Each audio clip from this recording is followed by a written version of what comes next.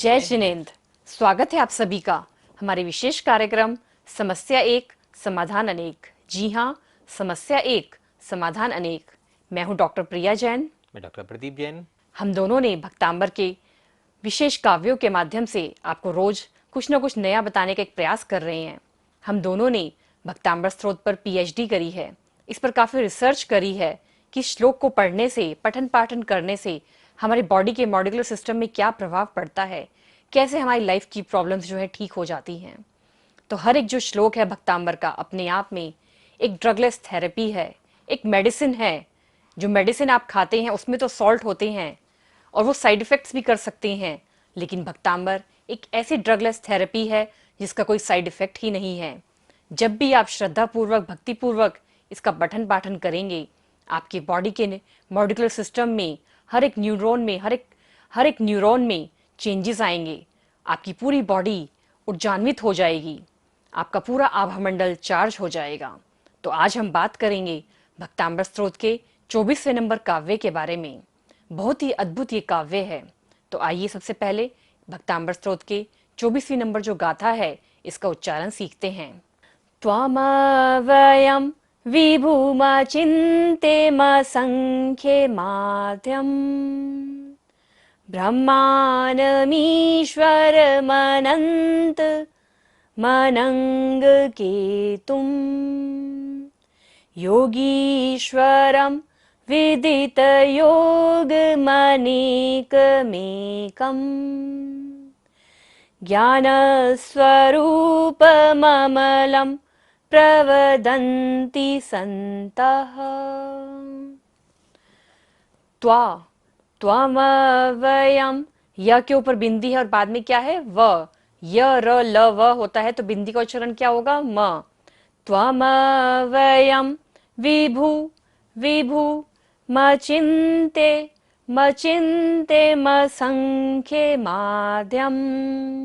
ध के ऊपर बिंदी है और फर्स्ट लाइन का लास्ट वर्ड है तो बिंदी का उच्चारण क्या होगा? म। त्वमवयं विभुमचिन्ते मसंख्ये माध्यम ब्रह्मान ब्रह्मानमीश्वर मीश्वर। माँ के ऊपर ई की मात्रा है, बड़ी ई की।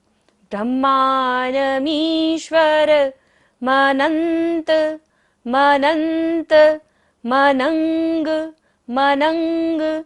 दोनों में अंतर देखिए, एक में मनंत है और एक में मनंग ग है। मनंत मनंग के तुम योगीश्वरम। र के ऊपर बिंदी और बाद में क्या है? व। य र ल व। बिंदी का उच्चारण क्या होगा? म। योगीश्वरम विदित योगमनेकमेकम। थर्ड लाइन का लास्ट अक्षर है, बिंदी का उच्चारण क्या होगा? म। मेकम। ज्ञानस ज्ञान स्वरूप, दोनों शब्दों को जोड़ते हुए हमें पढ़ना है। ज्ञानस स्वरूप ममलम। ल के ऊपर बिंदी और बाद में क्या है? प वर्ग तो बिंदी का उच्चारण क्या होगा? म। प फ ब भ म होता है तो बिंदी का उच्चारण म होता है। ममलम प्रवदन्ति सन्तः। त के ऊपर विसर्ग है तो सारा सांस का विसर्जन करेंगे। सन्तः। जब आपने इस श्लोक को पढ़ा तो 56 मेडिसिन आपने इनटेक कर ली। भक्तांबर स्तोत्र के जो 24वां नंबर काव्य है, एक लाइन में कितने अक्षर होते हैं? 14 अक्षर होते हैं, 14 बीजाक्षर और 4 लाइनें हैं तो कितने अक्षर हो गए? कितने बीजाक्षर हो गए? 56 बीजाक्षर। एक बीज में एक पेड़ बनने की ताकत होती है। तो जब आप भक्तांबर स्तोत्र का कोई भी काव्य पढ़ते हैं तो कितने सारी आपने बीजाक्षरों का उच्चारण किया। आप जब कितने सारे बीजाक्षरों का आपने उच्चारण किया? 2688 2688 बीजाक्षरों से मिलकर बना है भक्तांबर स्तोत्र। तो जब आप एक बार भक्तांबर स्तोत्र पढ़ते हैं तो 2688 ड्रगलेस मेडिसिन आपने इनटेक कर ली। तो सोचिए कितनी ऊर्जान्वित हो जानी चाहिए हमारी बॉडी, कितना ऊर्जान्वित हो जाना चाहिए हमारा आभामंडल। लेकिन क्यों नहीं होता? क्या कारण है उसके पीछे? कारण सिर्फ एक ही है कि हम सिर्फ पढ़ते चले जाते हैं, समझते तो है ही नहीं। कब शुरू हुआ भक्तांबर और कब समुपेति लक्ष्मी हो गया हमें पता ही नहीं चला। तो जब भी आप एक एक काव्य भक्तामर का पढ़ रहे हैं, उसको समझिए, उसका क्या भाव है, उसका क्या अर्थ है, और उसका उच्चारण पूर्वक आप उसको पढ़िए। ये नहीं कि आपने एक ट्रेन में बैठ गए और ट्रेन चला दी, कब उसका स्टॉपेज आ गया आपको पता भी नहीं चला। जब हम एक काव्य पढ़ रहे हैं, हमें पता होना चाहिए कि उसमें कहाँ कंपन हो रहा है, कहाँ पर हमें किस शब्द को कैसे पढ़ना है। तो आप सब अच्छे से पढ़ें, तभी आपको इसका लाभ मिलेगा। तो अब हम समझते हैं वर्ड टू वर्ड अर्थ। त्वा मीन्स आपको, मव्यम मीन्स जिनका विनाश ना हो, त्वामव्ययम मीन्स आपका जो है विनाश नहीं हो सकता, विभु मीन्स प्रभु को, मचिंते मीन्स चिंतन से परे, जिनकी कोई चिंता ही ना हो, जिसके पास कोई चिंता ही ना हो, मसंख्ये मीन्स संख्यातीत को, माध्यम मीन्स आदि को, ब्रह्मान मीन्स ब्रह्मा को, मीश्वर मीन्स भगवन को, मनंत मीन्स अंतहीन को, मनंग के तुम काम के विजय को, योगीश्वरम मीन्स योगियों में श्रेष्ठ, विदित योग योग के ज्ञाता को, मनेक मीन्स बहु, मेकम मीन्स एक, ज्ञान स्वरूप मीन्स ज्ञानवान को, ज्ञान मूर्ति को, ममलम मीन्स निर्मल, प्रवदंती मीन्स कहते हैं, संतः मीन्स सज्जन पुरुष। बहुत ही अच्छा काव्य है। 13 नाम है इसमें भगवान के। इस श्लोक के माध्यम से हम 13 नामों का उच्चारण कर रहे हैं भगवान के। इस काव्य में आचार्य मानतुंग स्वामी भगवान के 13 नामों का उच्चारण करते हुए प्रभु ऋषभदेव प्रभु की भक्ति कर रहे हैं। और ये नाम ऐसे ऐसे अद्भुत हैं। पहला नाम उन्होंने कहा कि मेरी माला का पहला पुष्प है अव्यय, जिसका कभी भी क्षय नहीं होता। जैसे एक अक्षर की बात करें तो अक्षर भी कभी अव्यय नहीं होता। देखिए एक अक्षर होता है आ अक्षर के कितने पर्याय हो सकते हैं? अनगिनत पर्याय हो सकते हैं, जिसकी गिनती नहीं की जा सकती।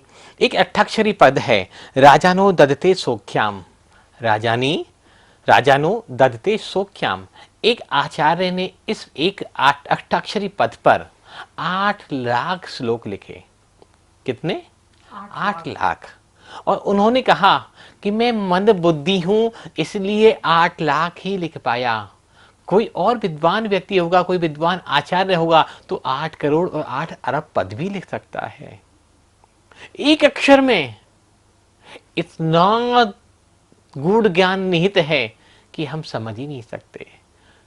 तो डॉक्टर प्रिया जी ने जो भी बताया आपको कि भक्तामृत क्या है, 2688 बीजाक्षरों का समूह है। जब एक अक्षर से हजारों शब्द बनाए जा सकते हैं, एक अष्टाक्षरी पद से 8 लाख श्लोक लिखे जा सकते हैं, तो अगर 2688 इन बीजाक्षरों का वर्णन किया जाए, इनको समझा जाए, इनको जीवन में उतारा जाए, तो एक ऐसा वट वृक्ष, एक ऐसा जंगल, एक शायद महासागरों का पानी भी इसकी व्याख्या करने में कम पड़ जाए।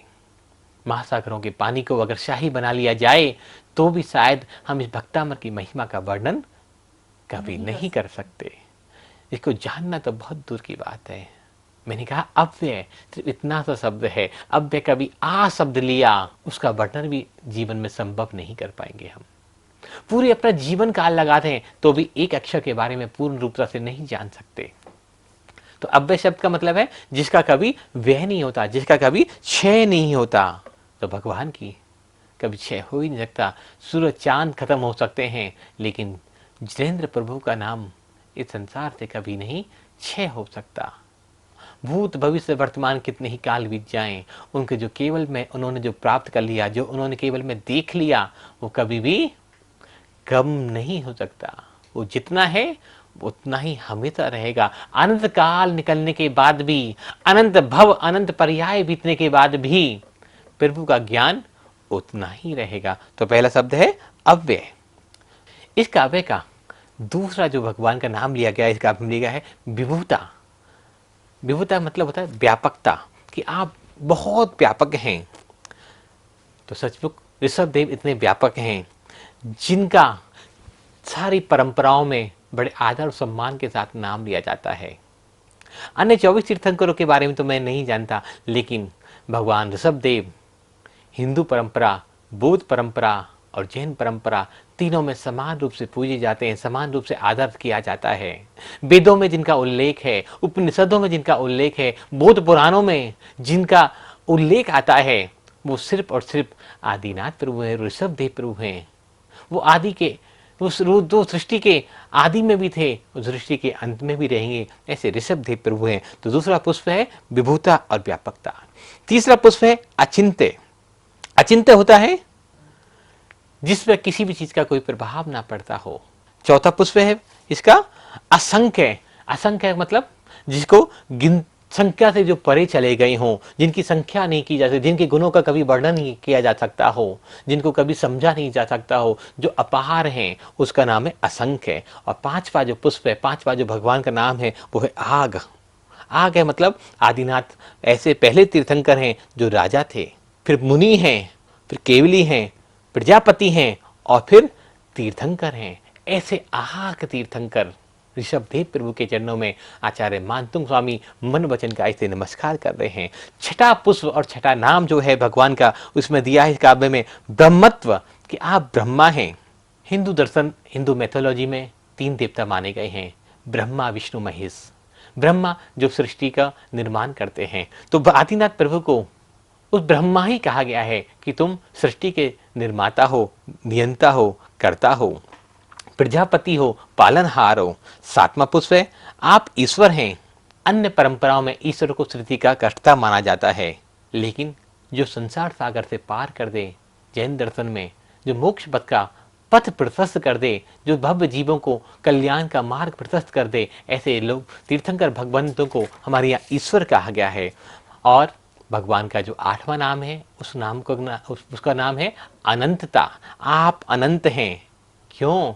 आप में अनंत ज्ञान है, अनंत दर्शन है, अनंत वीर है और आप अनंत शक्ति से संपन्न हैं। आप अनंत गुणों से परिपूर्ण हैं, इसलिए नाम आपका अनंतता है। 9वां नाम है अनंग केतु। अनंग केतु कहा गया है, कामदेव को कहा जाता है। ज्योतिष शास्त्र में भी कहा जाता है केतु का जब उदय होता है तो संहार हो जाता है, मोक्ष को प्राप्त। ऐसा ज्योतिष शास्त्र में माना गया है कि केतु अगर जन्म पत्री में, लगन कुंडली में, 12th हाउस में अकेला बैठा हुआ हो और वो व्यक्ति अगर श्रम करे, परिश्रम करे और मोक्ष मार्ग पे आगे बढ़ना चाहे, तो नियम से उसका मोक्ष मार्ग प्रशस्त हो जाता है और उसका यह जो भव होता है वो अंतिम भव माना जाता है। ज्योतिष शास्त्र में केतु को मोक्ष का प्रतीक भी माना गया है और कामदेव भी माना गया है। तो भगवान का जो 9वां नाम है वो है अनंग केतु। 10वां नाम है योगीश्वर। योगीश्वर का मतलब कि जो सबके ईश्वर हैं, योगियों के भी ईश्वर हैं, जो हठ योग करते हैं, जो बड़े बड़े योगों से जैसे अपने शरीर को साधन कर लिया है, ऐसे ऋषियों, मुनियों, ज्ञानियों के जो परमात्मा हैं, जो उनको कल्याण का मार्ग प्रशस्त करने वाले हैं, ऐसे योगीश्वर आप हैं प्रभु। और 11वां नाम है एक अनेक। आप अनेक भी हैं और आप एक भी हैं।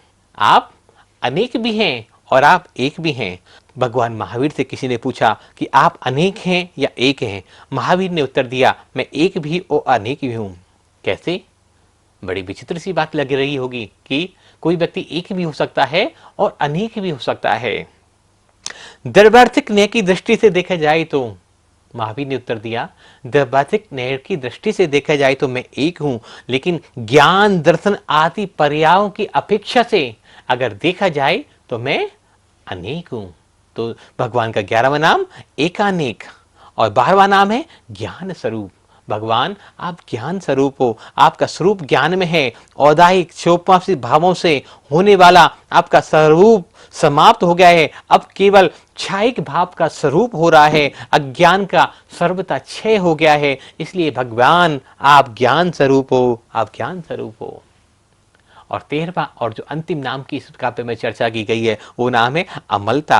आप अमल हैं, जो ज्ञान स्वरूप हैं, जिसके रज और मल छीन हो गए हैं वह अमल है। आपके रज और मल निशेष हो गए, इसलिए आप अमल हो गए। इस प्रकार आचार्य मानतुंग स्वामी भगवान ऋषभ देव के विराट व्यक्तित्व का वर्णन करने वाले इन तेरे नामों से प्रभु की स्तुति कर रहे हैं, तेरे नामों से प्रभु का गुणानुवाद कर रहे हैं, तेरे नामों से प्रभु के चरित्र का व्याख्यान कर रहे हैं। अगर एक एक नाम पर चर्चा करने बैठा जाए, एक एक नाम की व्याख्या की जाए, एक एक नाम की अगर महिमा लिखी जाए, तो बड़े बड़े शास्त्र लिखे जा सकते हैं। शास्त्रों की बात नहीं, महाशास्त्र लिखे जा सकते हैं। और शायद हमारी डिक्शनरी में, वो शब्दावली में वो शब्द कम पड़ जाएं अगर एक नाम की भी व्याख्या हम सही ढंग से समझ लें और जान लें। इसलिए ये भक्तामर इतना व्यापक है, इतना विराट है कि इसके एक अक्षर को भी अगर हमने धारण कर लिया, पकड़ लिया और समझ लिया तो हमारा कल्याण निश्चित है। जरूरी नहीं है हमें गिनती करनी है कि कितना पढ़ना है, कब तक पढ़ना है, कितनी बार पढ़ना है, कब पढ़ना है।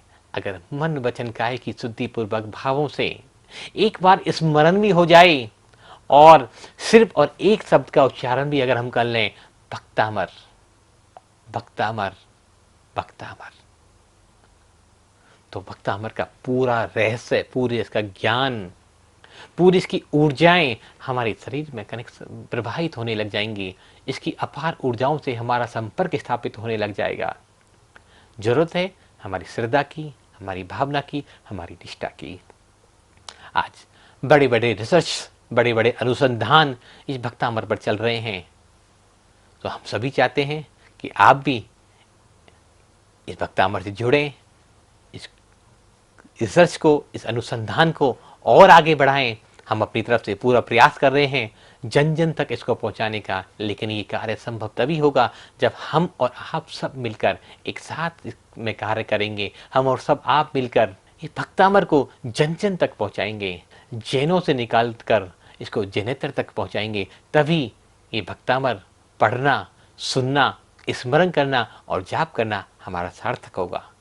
आप सभी इस कार्य से जुड़ें। हमारा विशेष कोर्स जो हम इस पर कराते हैं, रेकी और भक्तामर हीलिंग, आप उससे भी जुड़ें तो इसके बारे में और अधिक जानकारी आपको प्राप्त हो सकती है। आप हमारी वेबसाइट है www.bhaktamarmantrahealing.com और हमारा यूट्यूब चैनल है भक्तामर मंत्रा हीलिंग।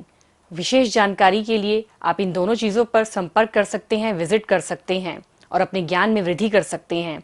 और जो हमारा हर महीने विशेष कोर्स होता है, reiki plus Bhaktamar plus numeric course, वो कोर्स भी आप ज्वाइन कर सकते हैं, जिससे आपके ज्ञान में वृद्धि हो। आपके मार्ग में आने वाली जो भी परेशानियां हैं, उनको आप कैसे उनको सॉल्व करें, कैसे उनसे दूर रहें, ये भी आप कला सीख पाएं। आज बस इतना ही। कल फिर मिलते हैं। कल तक के लिए आप सभी से विदा। सभी को सादर जय जिनेंद्र, जय जिनेंद्र।